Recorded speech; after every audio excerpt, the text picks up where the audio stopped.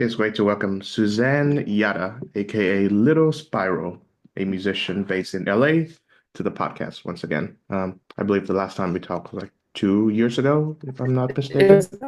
was, thank you. Yeah. So yeah, the last time we were here was like 2 years ago. So welcome back. Yeah, thank you for having me, for asking me.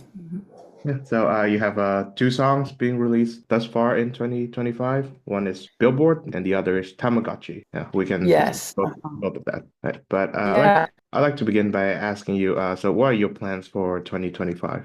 great question.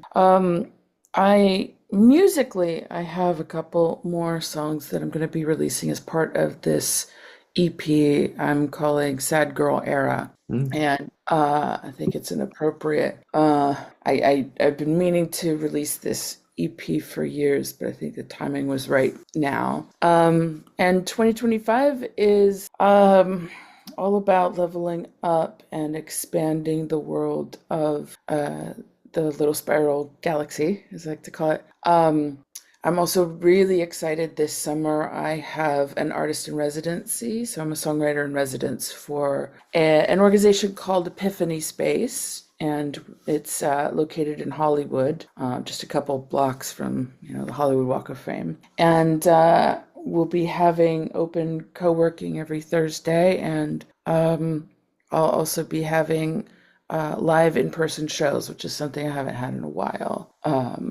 I've been mostly focusing on online shows, so to be back in an actual physical room with people in the audience is very exciting. all right. Yeah. For those who don't know, what's an artist resident? Yeah, so there are certain venues or organizations who would host one person. Um, it's the definition kind of varies a little bit, but for this, it's we have one host, one organization who has an artist that comes and performs regularly in a certain time slot. There are other definitions where an artist in residency is like you apply and you get 2 months of free room and board at some place to go and write your album or something like that.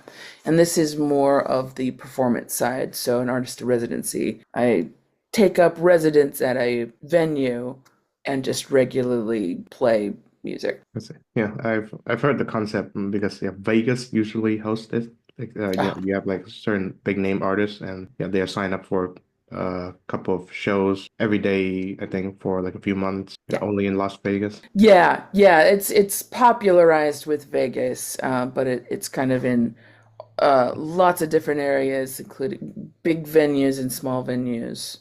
Um, but in Los Angeles, it's not so much of a live gig kind of town in Los Angeles. It's recording artists, it's music for film and TV, and then it's nationally touring like larger artists. So to find a space that had an artist residency that fit more of my, size and career stature is a pretty big deal. So I'm very excited to have a second home at Epiphany Space. That's wonderful.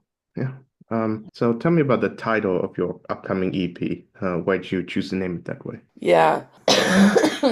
Oh, I went through a couple of versions of the title. If I was gonna say, originally it was just Sad Girl Song.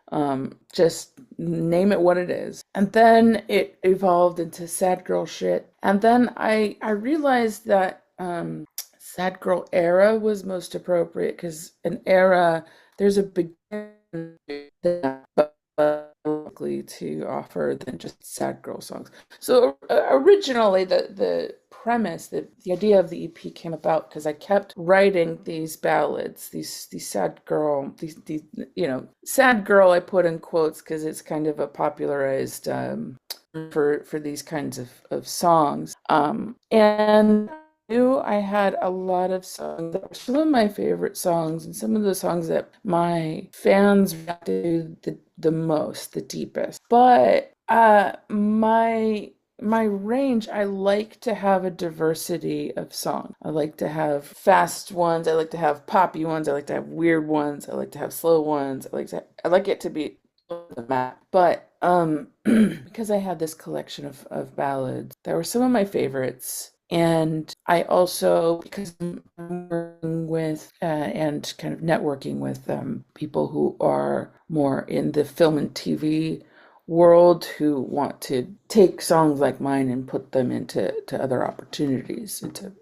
film, TV ads, things like that. I'm learning what it takes to really make a name for myself in the music industry and to make it easy for some of these folks to place my songs. So I wanted to have one collection where all of these types of songs kind of live and give it its proper space, and to also have a thing to pitch, I guess. But that was also authentically me. Like I really struggle with writing to somebody's request. Here, we need a song about this. We need a song about dogs that is happy, and we need a song about loneliness that is this and it has. I have a hard time taking those like briefs is what they call it, and going and writing songs. But what I do is if there is a pitch that has a familiar theme and I can look at songs I've already written that fit, that seems to work a lot better for me. So it just I just need to keep making and recording songs. So Sad Girl Era is really a collection of these, some of my favorite songs I've ever written, but because I like to have a broad journey in my work, some energetic, some not so much, some fast, some slow, it made it hard for me to craft albums or EPs. And I decided to just release an EP that had a lot of these more slower, more reflective ballads and things that were a little on the sad side to give people just like one emotional experience that they could just dig into. Yeah, certainly. And I certainly hope that that happens. A film or an ad, picks up your music. So if that happens, how would you go about doing it? Like, what would the discussion will be with the, say, film producer or the ad agent? Yeah. So how it works, and it works a couple of different ways. One is I could pitch my things to a library, which is usually managed by what's called a music publisher of some sort, and they would have, a library of thousands of songs, and they establish the relationships with the people on the film and TV side. And they would mostly receive the briefs. And they'd look through their library and go, okay, this one fits, and they would end up pitching it. So it's kind of the middleman, but they would get a cut of the royalties. They get a cut of the price tag. But so I could pitch it to library. The other thing I'm exploring is a sync agent, so it would be it's a little better of a fit for original artist work. So songs that are specifically for Little Spiral, that have my character in it, that have my authenticity in it, that I'm an artist for. A sync agent would be a little more tailored to I am as an artist, what I produce, and would work in that way. Music library is a little more generic, I guess you could say, but sometimes it's the right fit. If a film or TV or an ad wanted to use, I would get a conversation with whoever the agent is or the music publisher is, and would establish the terms, just make sure I have all of the copyright stuff down and written out on paper, signed, sealed, delivered. And sometimes it's a immediate, like, we need something yesterday, bam, your song fits and it's in there. But sometimes you don't find out until like a year or two later that until the check arrives in the mail, so to speak. And that's actually what happened to me. I worked with another producer on a song. It was more library oriented, but it was a fun song, a good exercise. and a producer had a full track, and I just brought my vocals, my melody, and my lyric writing to it. So we ended up splitting the almost 50-50. There's a slice here and there to a third party, but he took that and took it to his publisher, and his publisher shopped it around and put it in their libraries. And so it was almost three people removed from me. I didn't know until one day I saw a statement in my bank account. I'm like, what is this? What is this from ASCAP? And ASCAP is one of our, in the United States, it's one of the people who, one of the organizations that pay songwriters for the use of their songs. And yeah, I found out that our song was used in an NBC real estate reality show. One of those where they take people around to houses and they show, and it's just in the background somewhere. And I got a nice little chunk of change. So that's kind of how it works a lot. You submit it, you partner with people.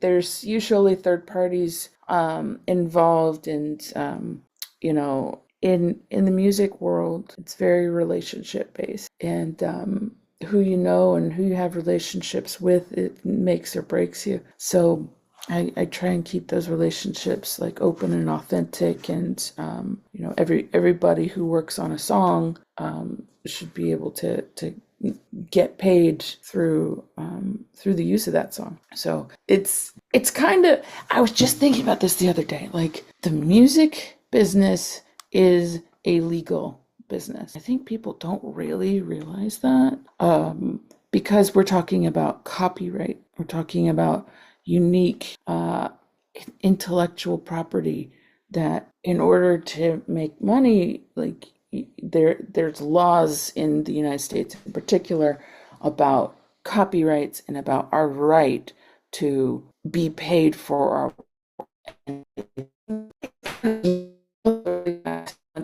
people think the music industry is about the music, or even about like the performance, but it's like law. I see. Yeah. Yeah. So I would be happy to feature one of the songs that you release by the end of this at the end of this conversation portion of the podcast. So I would do that to like every musician that I've interviewed. So either Billboard or Tamagotchi. And I'm Mm. guessing those two songs are going to be in the EP. Yes, indeed. Yeah, I'm releasing one song at a time, and then the last song will be the final collection of them. Yeah, That's it. and yeah, you could have your pick between either of them. Billboard's my most recent one, and Tamagotchi is the first song off of the EP. And yeah, Billboard is really interesting. It's a song about climate change. So one of the songs I have that features a guitar prominently. I'm mostly a piano person, but that one I just heard in my head as a guitar, and so I hired somebody to play on it. And but Tamagotchi, I fully self-produced. It's just me, vocals. I did have an amazing cellist on it, and then I have just light saxophone. Really, I'm really proud of both of them. Actually, they are some of my favorites, and some of the songs that people who have heard them like responded the most emphatically about. Yeah, that's wonderful. Yeah, I really enjoyed listening to these songs too. Oh, Yeah. So, how's life in LA recently? Has the city, recovered from the fires yet? oh, good question. Well, I wouldn't say the city's recovered, but people have gone back to the normal routine for the most part. I lived probably about 6 or 7 miles from the Pacific Palisades fire. So it was close enough, but it also wasn't close to me. Like I wasn't an immediate fire threat, but I didn't know that at the time. And it's funny because LA is so big. There are many different LAs. There are, different neighborhoods, different cities, different places. And it's kind of understood, sadly, that Malibu and Pacific Palisades, they're kind of next door to each other. Uh, it's kind of known that that area of our city has seen fires. It's kind of known like Malibu is more at risk of fires than other places in the city. We didn't know the extent. We didn't know that this was even possible to go as far as it did and do as much damage as it did. And we definitely, there are two major fires and other small fires in there. So one part of the city that we kind of expect to be on fire was on fire. So when that happens, a lot of the rest of the LA kind of go, okay, well it's sad, it sucks, but that happens. We had no idea it would take out the entire Pacific Palisades city, and we had no idea of the other Altadena Pasadena fire, because that's not a part of the city that has wildfires often or at all. So it was very traumatic. I do think that LA, though, was in a better place to recover, is in a better place to recover than, for example, at the same time, I have friends in North Carolina who are in Asheville at the time of the flooding. There's a lot of flooding and really horrible weather that also took out a wide part of their city, decimated entire districts, and they are still struggling hard, and they are still, at the time of the LA fires, they still had intermittent power, and so I think LA, because it's such an iconic city and it's such a huge city and it's a major cultural hotbed, got a whole lot of the attention and therefore a whole lot of the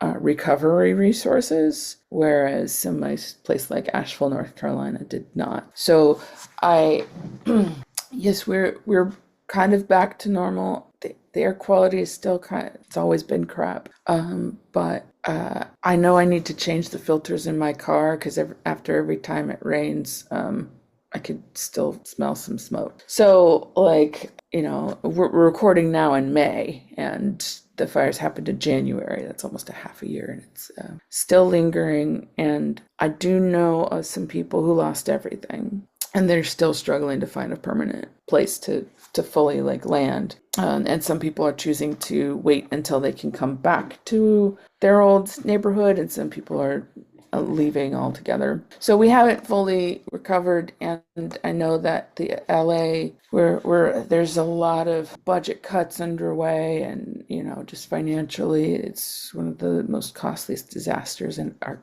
country's ever seen. And we're in an era where our I don't want to get too fully into politics, but our national government is very antagonistic against LA and California in general, and we're not quite getting all the resources that we should be getting. We're still in a better position than somebody's place like Asheville. Okay. Yeah, I'm very sorry to hear that. Yeah, I hope you're not too much impacted by what happened. I'm not what I'm a lifelong Californian. 10, 15 years, fires have become more and more of a reality for us. And even when I was living in the San Francisco area, we those two in I have two really good friends. They're in the cast, and they really keep them. So I remember assisting them and trying to trying to just be a support for them in there. So 2017 is when I was the most impacted by wildfires in California.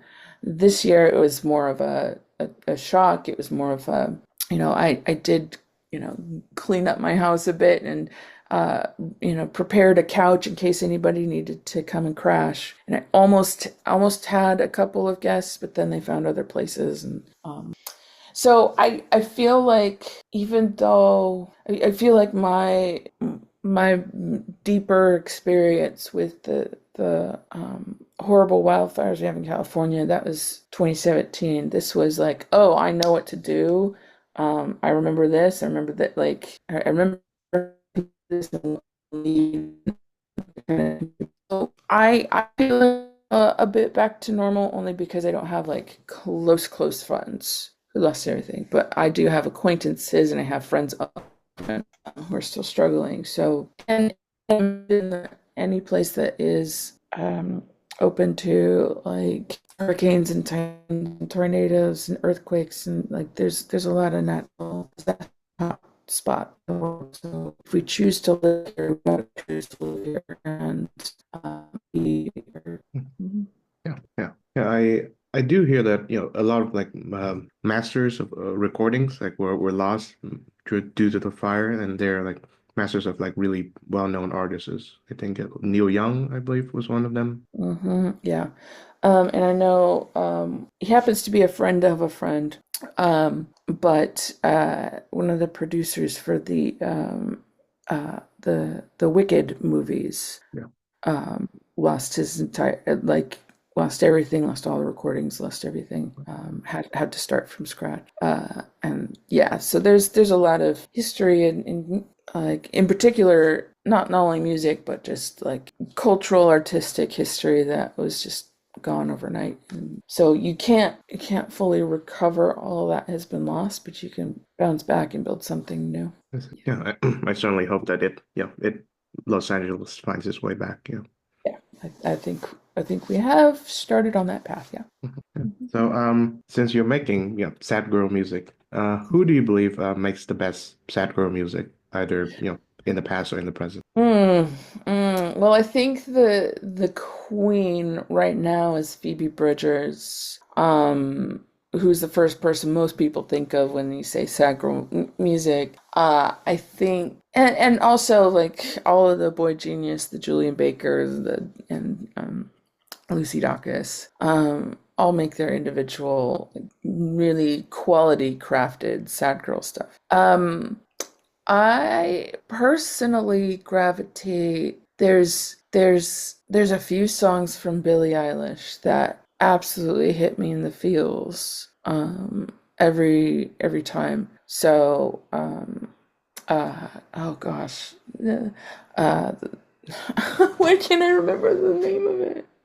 Oh, there's a one off of her recent album called The Greatest that is just devastating. And then I've never heard anybody talk about that subject in that kind of way before. And then When the Party Is Over is another one that just has such depth to it. And then growing up, I was a huge fan of Tori Amos, Sarah McLachlan, the kind of 90s, 2000s alt piano kind of songwriters. And I don't think and this is why I like my music to be kind of diverse in its expressions, because some of my favorite sad girl songs I'm thinking of, the song "Do What You Have to Do" by Sarah McLachlan is the saddest thing I've ever heard in my life. But she's not known for being a sad girl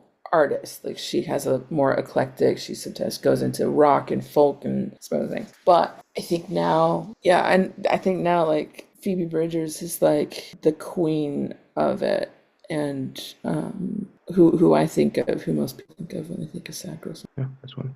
So, finally, what reasons can you give for us to anticipate the new EP that you have?